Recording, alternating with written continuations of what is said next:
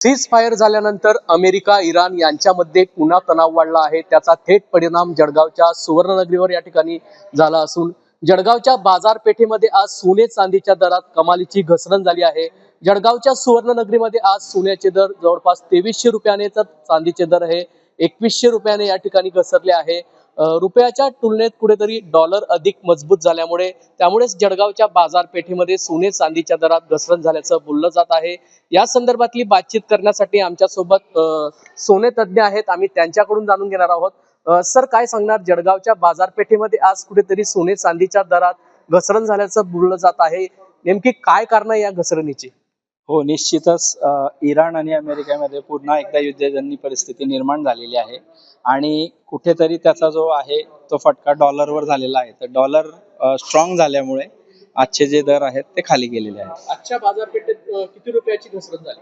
जर आपण सोन्याचा विचार केला तर 2300 रुपयाची घसरण झालेली आहे आणि चांदीच्या दरामध्ये 2100 रुपयाची घसरण झालेली आहे. सर, आज जीएसटी सह सोने चांदीचे भाव काय आहेत? आज सोन्याचा जो दर आहे जीएसटी सह 1,50,174 रुपये आहे आणि चांदीचा जो दर आहे 2,25,140 रुपये आहे.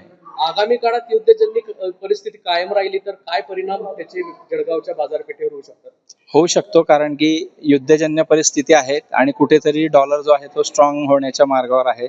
तर त्यामुळे जळगावच्या बाजारपेठेत निश्चितच रेट कमी होतील असं वक्तव्य आहे.